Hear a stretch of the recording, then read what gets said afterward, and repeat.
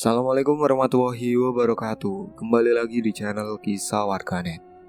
Di kesempatan kali ini saya akan membawakan sebuah kisah yang berjudul Dendam Adik Ipar. Kisah ini ditulis oleh Ratna Dewi Lestari. Tanpa banyak basa-basi lagi, mari kita masuk ke ceritanya. Karena ucapan kakak iparku yang selalu memojokkanku, aku menjadi dendam dan gelap mata hingga berujung pertikaian dan kematian. Mampukah aku menghadapi teror yang datang?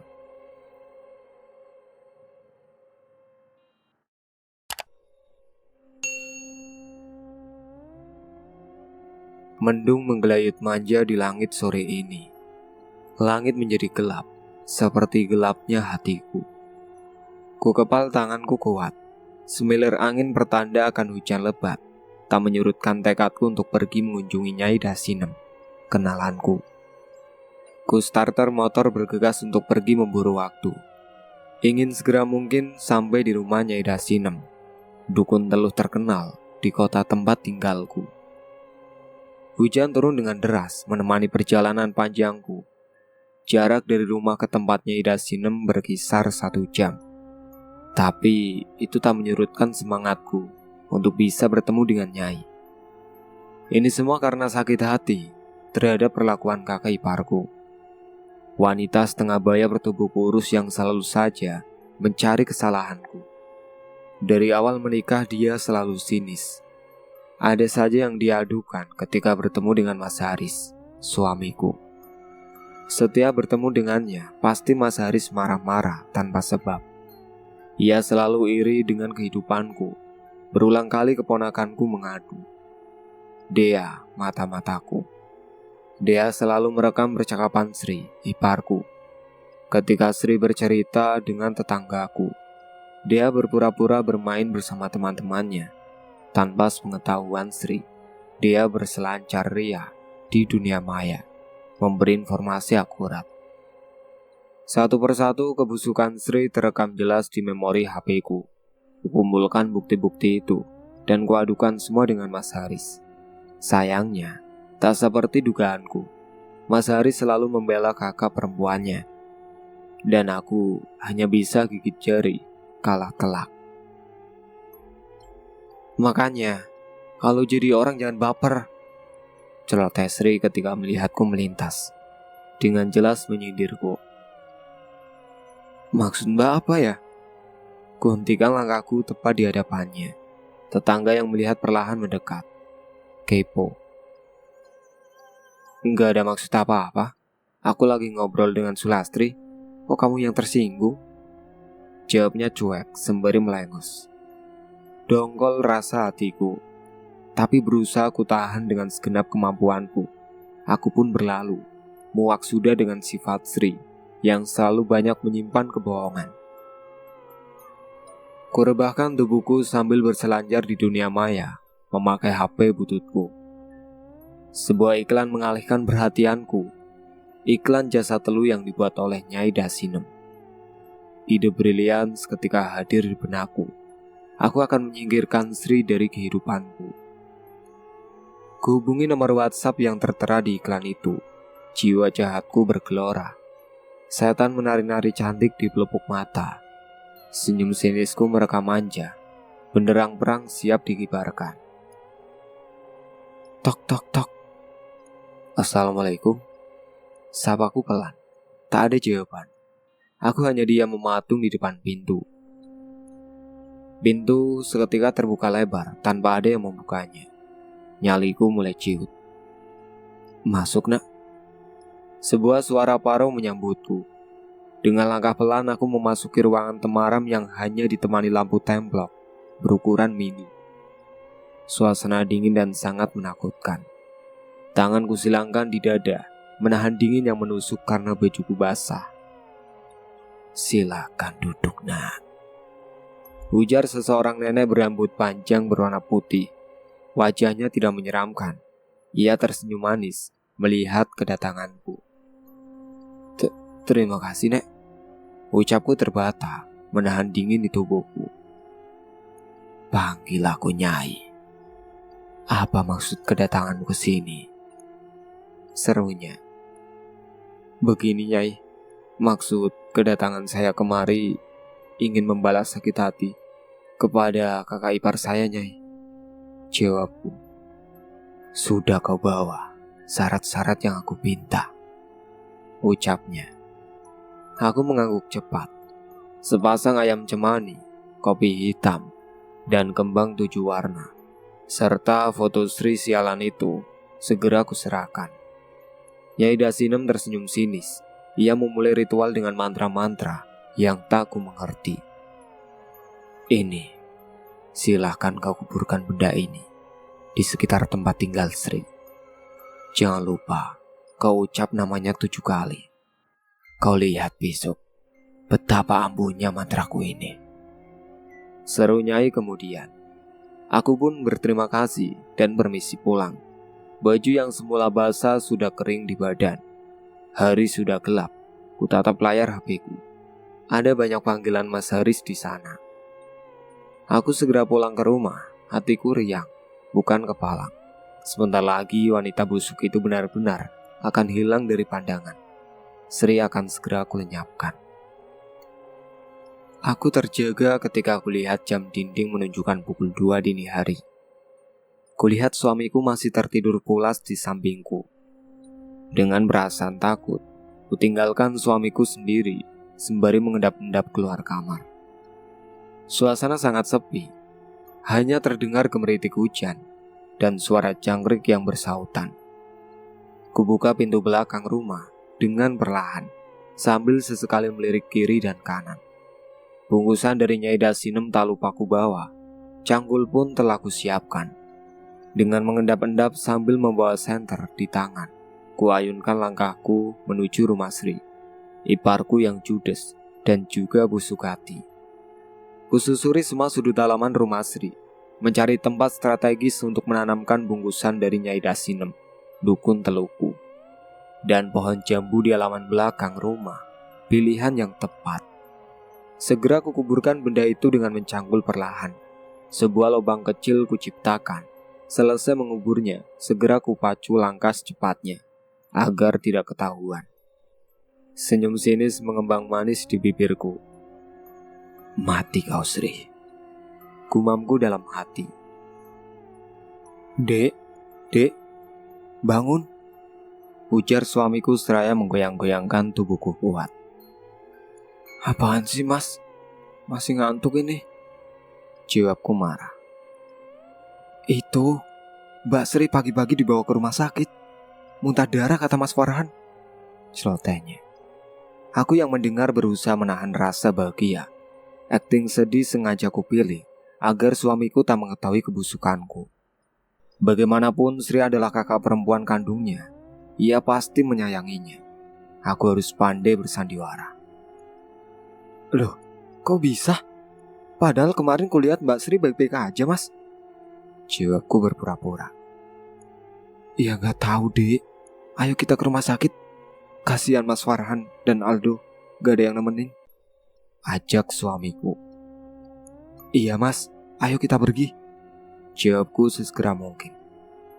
Aku harus menunjukkan wajah peduli, padahal di hati malas sekali. Di perjalanan aku hanya diam 1000 bahasa. Begitupun suamiku. Ia tampak sangat khawatir. Berulang kali ia membuka gawainya, mengabari seluruh keluarga perihal sakit yang diderita mbaknya. Kuseka mata dan pipiku berpura-pura menangis. Mimik muka aku pasang sesedih mungkin. Aku ingin meyakinkan suamiku bahwa aku turut khawatir. Gawai suamiku bergetar. Dia lalu mengangkatnya. Enggak Mas Farhan, enggak. Suamiku manggut-manggut. Entah apa yang diceritakan Mas Farhan, aku tak mendengar. Yang kulihat hanya wajah suamiku yang berubah menjadi merah, matanya berair. Waalaikumsalam mas. Suamiku mengakhiri perbincangannya. Suamiku menghela nafas panjang. Wajahnya tampak sangat khawatir. Bulir-bulir bening seketika jatuh di pipinya. Aku merasa sedikit kasihan, sedikit, yang banyak rasa bahagia. Sepertinya kabar buruk tentang Sri akan segera aku dengar. Mbak Sri harus segera dioperasi. muntah darahnya tak mau berhenti. Ia kehabisan banyak darah. Jika seperti ini terus, nyawanya bisa terancam. Suamiku mulai membuka percakapan. Memang Mbak Sri sakit apa, Mas? Tanyaku penasaran. Dokter bilang ada benda asing di perut dan paru-paru Mbak Sri. Tapi Mas juga nggak tahu itu apa. Jelasnya. Ya ampun, kasihan Mbak Sri. Ujarku sok peduli. Suamiku mengangguk pelan. Tatapannya sayu, tak bertenaga. Kabar itu begitu mengejutkan baginya.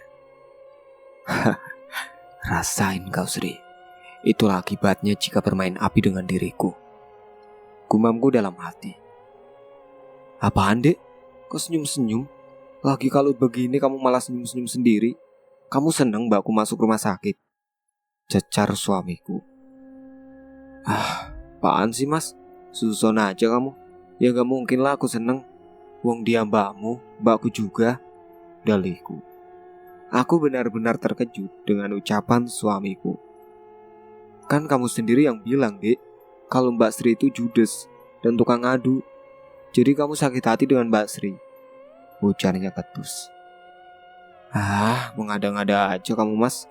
Sudahlah, aku mau nonton drakor aja. Kataku berpura-pura merajuk. Tajam juga pikiran suamiku ini. Bisa gawat kalau sampai ketahuan.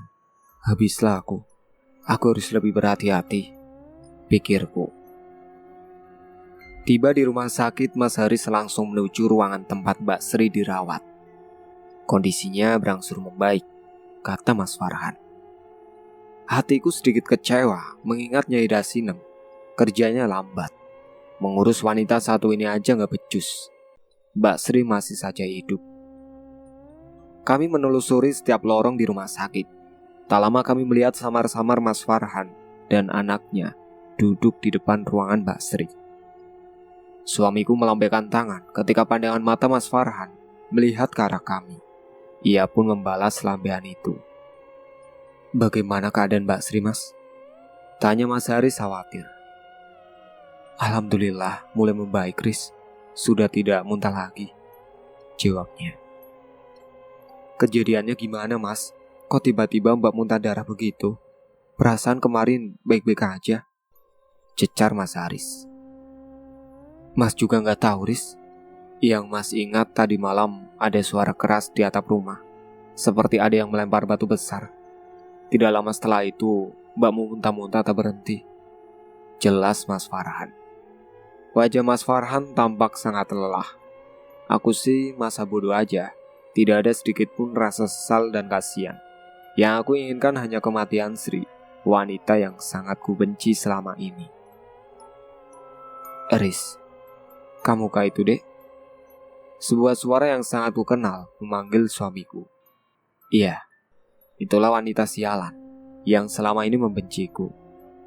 Tanpa menunggu aba-aba Mas Haris segera masuk ke ruangan. Aku tetap menunggu di depan pintu. Tak sudi melihat wajah busuk itu. Mengingatnya saja, aku sudah benci. Tak lama Mas Haris keluar melihatku yang masih setia menunggu. Aku tetap diam terpaku tanpa sepatah kata pun. Aku lebih baik bungkam daripada salah dalam berbicara. Bisa berabe. Kamu gak ikut masuk dek? Mbak Sri nanyain kamu, ujarnya memelas. Tumben nanyain aku. Biasa malah males ngeliat aku, batin. Enggak lah mas, aku di sini aja, tolakku kasar. Aku masih kesal dengan kata-katamu. Tuduhanmu sangat menyakitkan. Ucapku berpura-pura marah. Padahal aku memang malas untuk melihat Mbak Sri. Itu saja. Sudahlah dek, maafkan mas. Mungkin tadi mas hanya emosi dek. Ayolah, lihat Mbak Sri. Kasihan dia, rayu Mas Haris. Dengan berat hati dan terpaksa, akhirnya aku ikuti kemauan suamiku. Aku masuk dan melihat Mbak Sri sedang terbaring lemah. Aku tersenyum melihatnya, tapi naas. Wanita sialan itu malah melengos dan berpura-pura tidak begitu melihatku. Hatiku tambah terbakar emosi. Beraninya Mbak Sri memperlakukanku seperti itu. Dasar tak punya hati. Awas saja kau Sri. nyawamu tak akan lama lagi. Batinku kesal. Aku membalikan badan, mencoba untuk pergi meninggalkan Mbak Sri. Mukaku merah padam, menahan amarah. Tapi keburu ditahan suamiku. Ia menggeleng. Sabar sayang, namanya juga orang lagi sakit. Ujarnya mencoba menenangkanku. Aku pun mencoba sabar dan kembali membalikkan badan. Mbak Sri berpura-pura bangun dari tidurnya. Tatapannya dingin. Jelas terlihat wajah penuh kebencian terhadap diriku. Bagaimana keadaan Mbak sekarang? Kataku terbata, mencoba memperbaiki keadaan. Cih, jangan sok baik kau Nis. Aku yakin ini perbuatanmu, bentaknya. Maksud Mbak apa? Jawabku terkejut. Dari mana ia bisa tahu semua itu? Penyakitku ini gak wajar. Pasti semua ini ulahmu kan? Kamu selama ini selalu membantahku. Kamu selalu cari gara-gara denganku. Cecar Mbak Sri geram. Aku merasa terpojok. Ucapan Mbak Sri memang benar adanya. Aku terdiam. Ruangan menjadi sangat hening.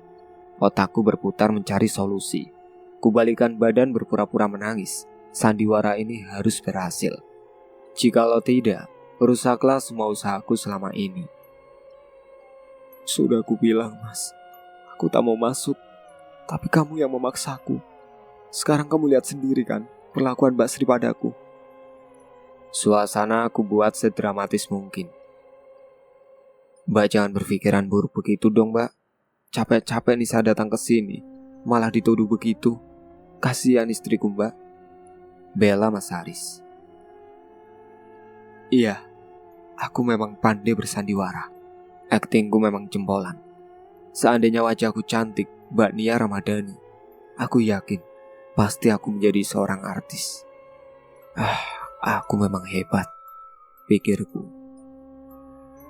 Alah, kamu jangan termakan sifat sok baik istrimu, Har.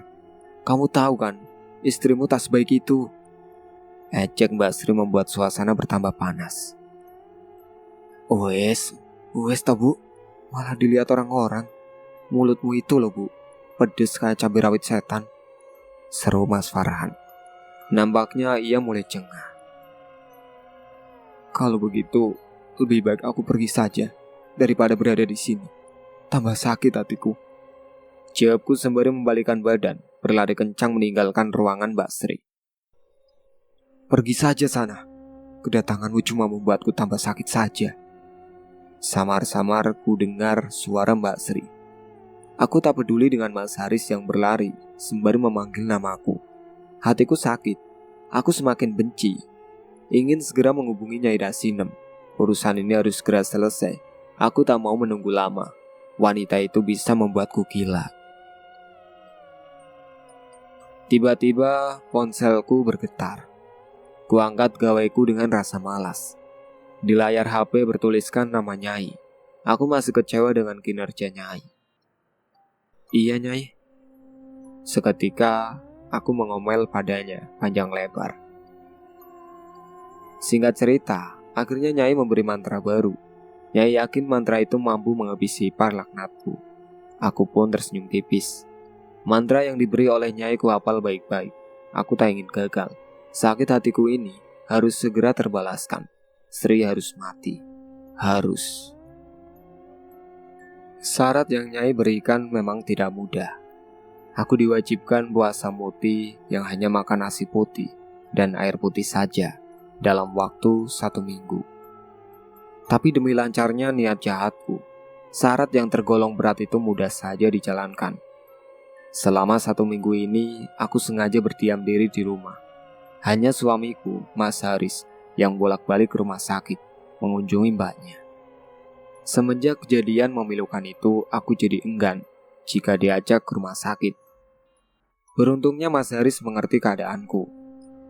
Hingga pada hari ke-7 dengan leluasa, aku meluncurkan syarat yang terakhir, yaitu menanam paku dan kawat serta kembang 7 rupa yang dibungkus dengan kain kafan. Benda itu kutanam tepat jam 12 malam.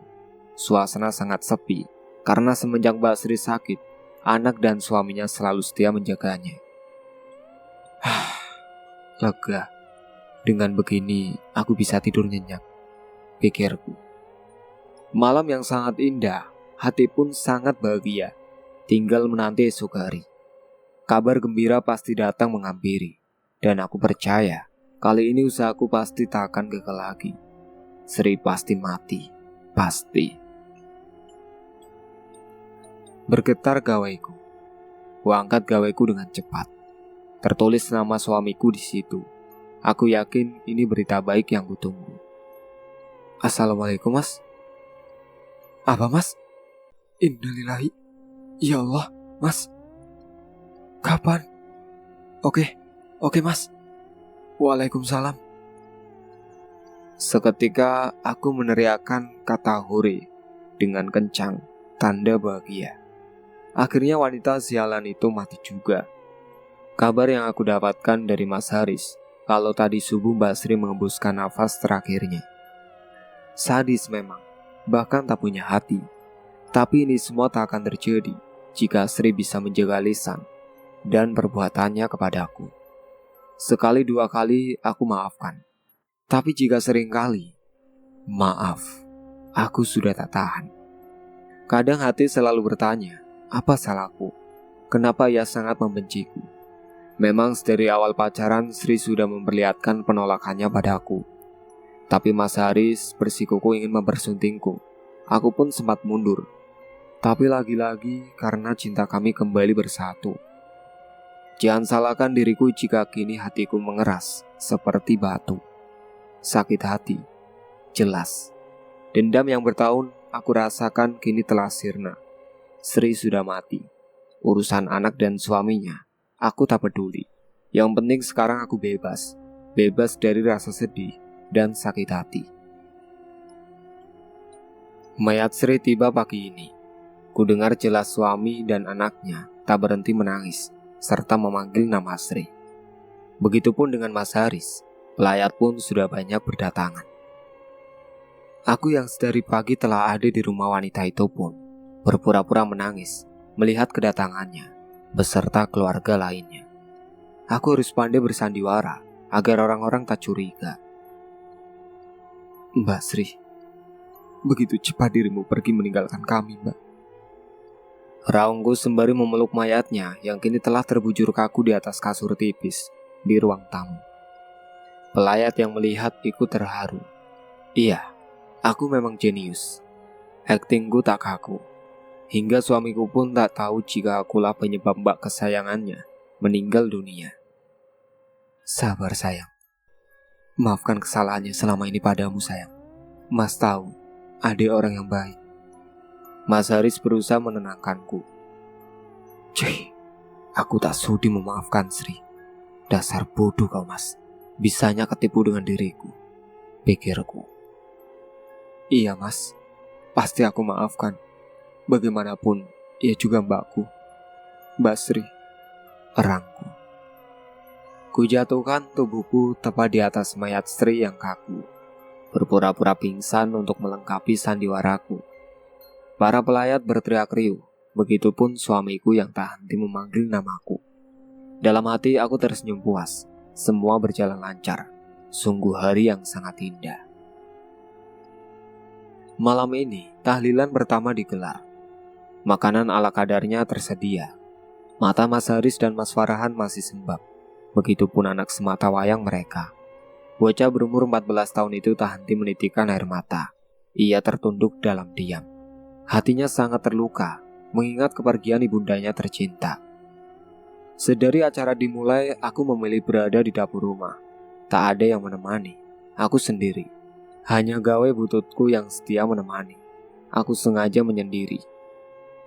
Duduk sambil menahan senyum yang sejak tadi menggelitik. Aku tersentak kaget. Tak sengaja aku melihat bayangan putih dengan cepat melesat di dekat jendela. Angin kencang seketika menyibak jilbabku yang berantakan.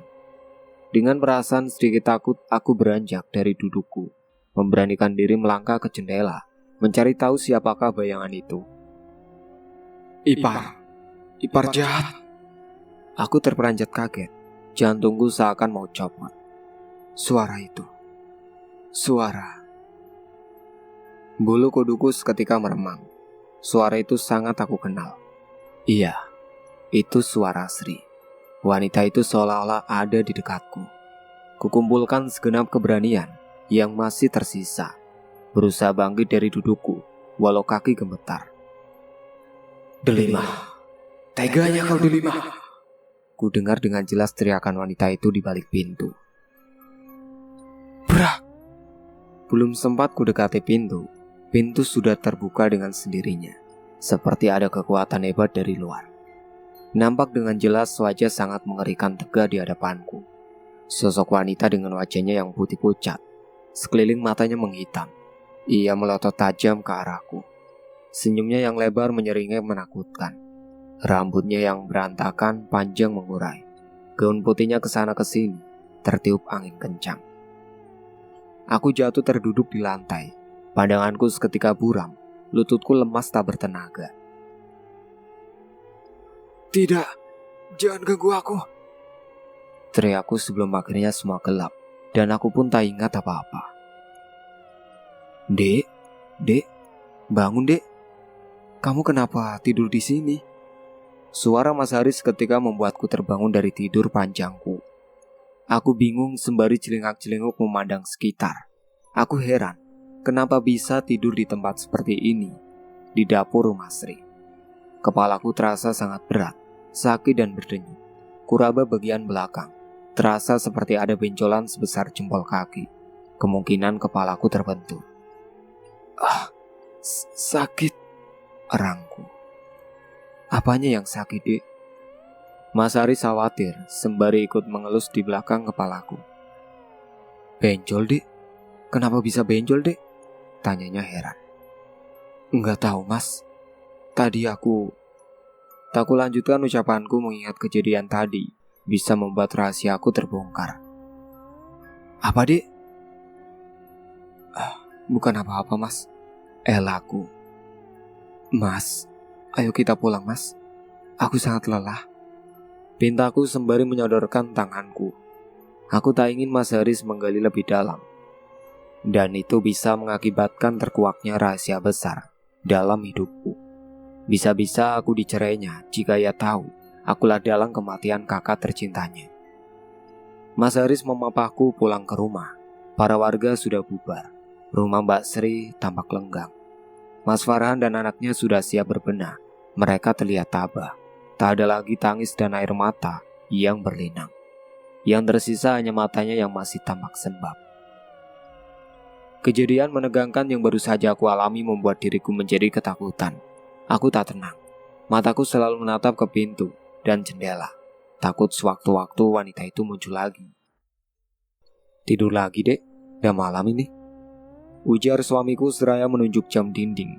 Waktu memang sudah menunjukkan pukul 1 dini hari.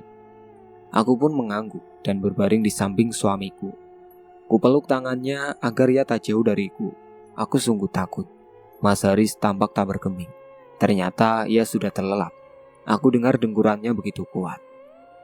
Sialnya mataku tak jua mengantuk. Aku masih terngiang wajah menyeramkan itu. Senyumnya, matanya, sangat mengerikan. Kudengar samar-samar suara kaki diseret. Aku semakin ketakutan. Ku tarik selimut menutupi wajahku. Badanku seketika menggigil dan gemetar. Langkah kaki itu semakin mendekat, dan kurasakan selimutku ditarik dengan paksa, hingga terpaksa aku membuka mata.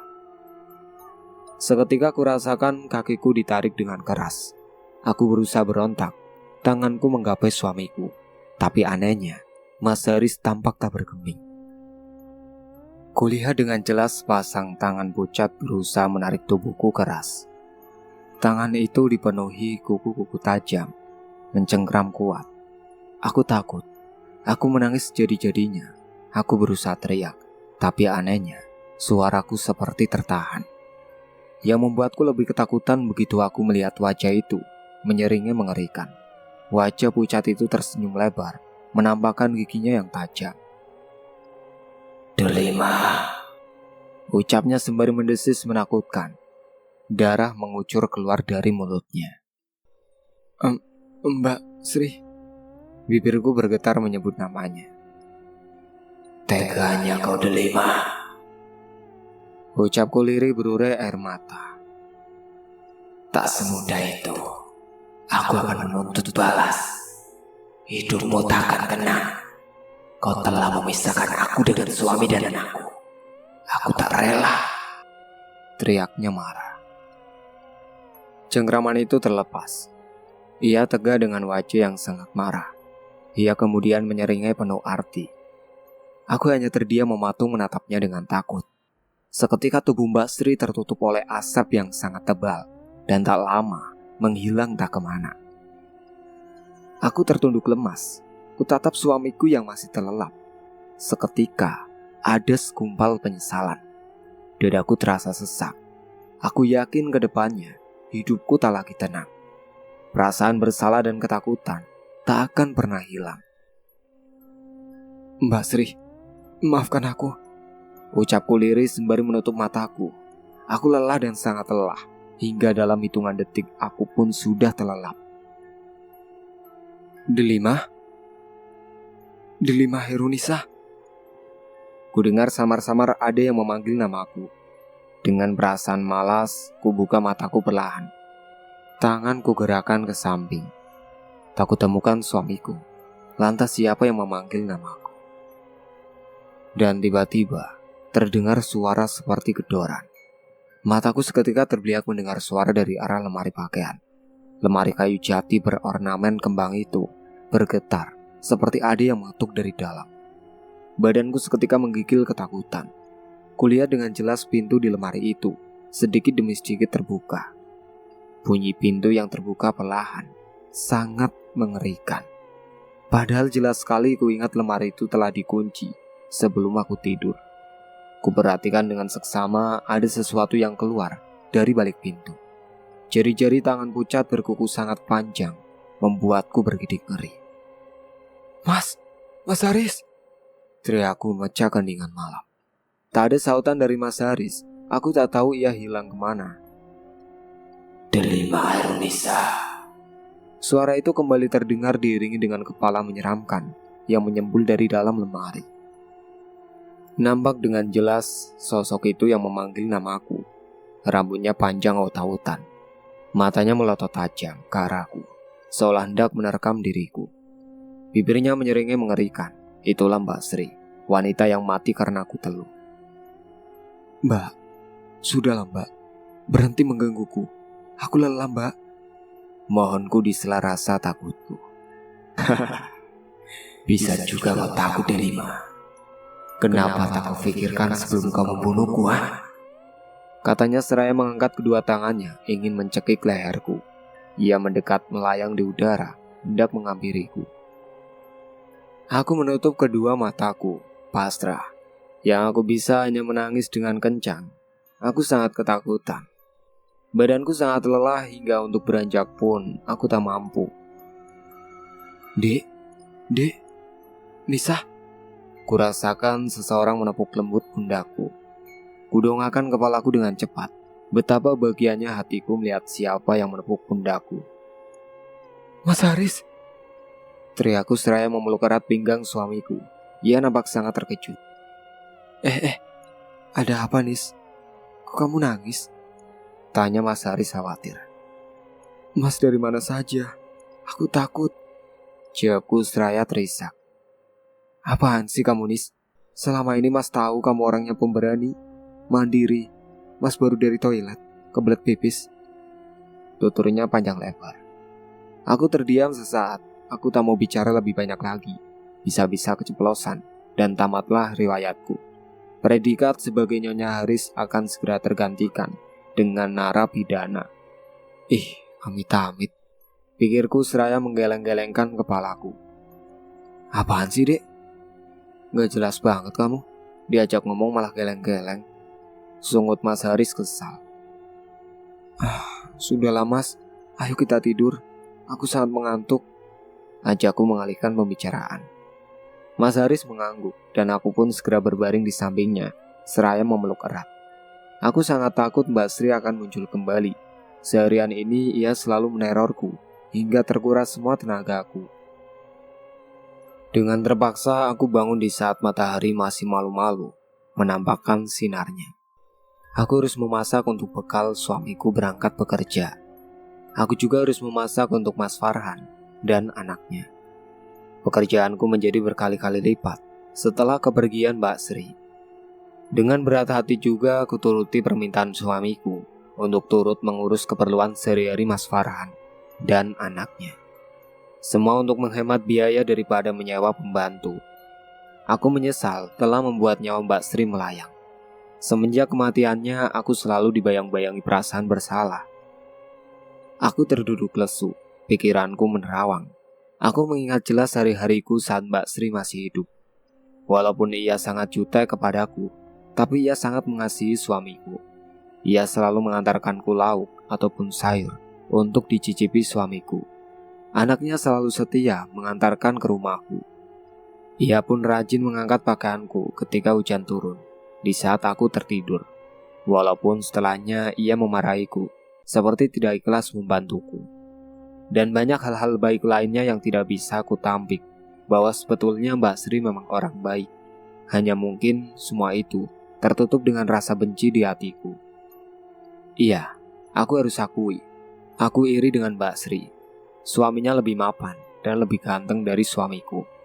Caranya memanjakan Mbak Sri membuatku sakit hati. Mbak Sri selalu berkecukupan, apapun ia punya. Wajahnya pun terawat di usia yang sudah tidak muda, 40 tahun. Seharusnya banyak guratan dan keriput di mukanya, tapi tidak bagi dirinya. Ia masih sangat cantik. Beda dengan diriku yang ketika pergi kondangan pun hanya memakai bedak bayi saja, ditambah polesan lipstik. Belum lagi ketika pergi kondangan, emasnya penuh di sela-sela jari dan tangannya. Beda dengan diriku yang hanya memakai perak, itu pun perak imitasi, yang harganya puluhan ribu saja. Rasa iri dan dengki yang menjalar di hatiku membuatku buta akan sosok Mbak Sri yang selalu menolong dikala suamiku butuh. Ialah garda terdepan yang pasti datang membantu. Aku gelap mata. Sayangnya semua ini sudah terlambat. Mbak Sri sudah mati karena keegoisanku. Gara-gara perbuatanku, anak semata wayangnya harus kehilangan ibu tercintanya. Dan juga suami yang sangat mencintainya harus kehilangan istrinya. Semua gara-gara aku. Iya, aku. Setiap hari aku selalu teringat Mbak Sri. Di mana-mana yang kulihat Mbak Sri, aku mulai tawaras, tertawa sendiri dan menangis sendiri. Yang kusebut selalu nama Mbak Sri. Dek, kamu kenapa sih, Dek? Selalu menyebut nama Mbak Sri? Jawab, Dek. Kondisimu semakin memprihatinkan, tanya Mas Haris. Aku tak mengerti apa yang dimaksud Mas Haris. Aku mulai tak dapat mencerna kata demi kata. Yang aku tahu di mana-mana ada Mbak Sri dengan wajah yang menyeringai. Itu ada Mbak Sri. Tunjukku seraya terkekeh. Apaan sih, Dek? Mbak Sri sudah meninggal. Istighfar, Dek. Mas mohon. Pinta lelaki itu dengan sedikit memelas. Aku menatapnya heran, dan aku mulai lupa ya siapa. Lelaki itu menyodorkan sesuatu untukku. Seketika aku menepis piring itu. Piring itu pecah berserakan di lantai. Bagaimana mungkin aku memakan piring yang berisi dengan ratusan belatung bercampur cacing yang sedang menggeliat cantik? Apa itu? Gila, aku tak sudi makan belatung. Jijik, teriakku marah. Apa sih, Dek? Itu nasi dengan lauk ayam goreng dan sayur kangkung kesukaanmu, jawab lelaki itu. Aku seketika marah. Semua benda yang dekat denganku habis kubanting. Lelaki itu nampak histeris dan pergi meninggalkanku sendiri. Aku tak peduli. Sudut pandang Mas Haris. Sudah beberapa hari ini Nisa istriku tak mau makan. Tak ada sesuap pun nasi masuk ke mulutnya. Dia selalu marah dan berteriak. Dan dia selalu menyebut nama kakakku, Mbak Sri. Aku semakin khawatir melihatnya menjadi sangat kurus. Semua upaya sudah aku coba, namun nihil. Nisa masih bungkam, tak jua membuka mulutnya. Nisa semakin tak terkontrol. Semua barang-barang yang ada di dekatnya pasti dibanting. Dia seperti orang gila. Lama-kelamaan aku semakin tak kuat. Ia seperti orang yang tidak waras. Aku tak tahu apa penyebab istriku berubah seperti itu. Apa ada kaitannya dengan kematian kakakku? Aku pun tak tahu. Tapi Nisa selalu menyebut nama Mbak Sri. Aku mulai curiga. Bawa ke rumah sakit jiwa aja deh, tutur Mas Farhan menanggapi ceritaku tentang Nisa. Apa Mas gak aneh melihat kelakuan Nisa, Mas? Dia selalu menyebut nama Mbak Sri, Mas. Ujarku penasaran. Iya, aku juga merasa aneh. Kenapa Nisa selalu menyebut nama almarhumah istriku? Jawab Mas Farhan sambil matanya menerawang ke atas. Apakah ini ada kaitannya dengan kematian Sri ya? Memang aku merasa istriku meninggal dengan cara tak wajar. Lanjutnya. Jadi Mas menuduh Nisa yang membunuh Mbak Sri gitu? Kan Mas tahu Mbak Sri meninggal karena sakit. Kenapa Nisa yang disalahkan? Aku mulai tersulut emosi. Tak terima dengan kata-kata Mas Farhan barusan. Bukan begitu, Dek. Maksud Mas. Tidak, Mbak Sri. Jangan. Tiba-tiba percakapan kami terhenti ketika mendengar suara teriakan Nisa. Ia menggema. Kami segera beranjak dan berlari kencang menuju suara Nisa berasal. Nisa. Astagfirullah. Seruku ketika melihat Nisa sudah tak berdaya dan tergeletak di lantai. Tangan kirinya tersayat dan mengeluarkan banyak darah. Tangan kanannya memegang pisau dapur. Ayo dek, segera kita bawa ke rumah sakit. Biar Mas yang menyetir. Kamu tunggu di sini. Mas segera ambil mobil. Seru Mas Farhan. Ia segera berlari keluar menuju mobilnya yang terparkir di halaman rumah. Kupeluk dan segera kugendong istriku menuju mobil Mas Farhan yang sudah berada di hadapanku. Dengan rasa khawatir kubawa ia menuju rumah sakit terdekat. Aku takut Nisa kenapa-napa. Bapak suami dari Ibu Delima Khairunisa? Tanya Bu Dokter ketika memanggilku memasuki ruangannya. Sepertinya ada hal serius yang ingin dikatakannya. Iya Bu, saya suaminya. Jawabku sembari mengangguk. Maaf Pak, sepertinya Bu Anissa mengalami gangguan jiwa. Ia depresi Pak. Kata-kata Bu Dokter bagaikan petir di siang bolong. Bagaimana ceritanya Nisa depresi, sedangkan ia bahagia bersamaku. Bu Nisa tidak bisa dibawa pulang. Itu sangat berbahaya. Ia bisa menyakiti dirinya sendiri. Tutur Bu Dokter menjelaskan. Tapi dok, apa penyebab istri saya depresi? Tanyaku heran. Saya tidak bisa menjelaskan secara gamblang Pak. Bisa jadi Bu Delima punya masalah atau rahasia yang ia pendam selama ini. Jelas Bu Dokter. Apa Bu Delima pernah bercerita dengan Bapak tentang masalahnya selama ini? Apa yang dia takuti atau ada benci dengan seseorang? Begitu Pak.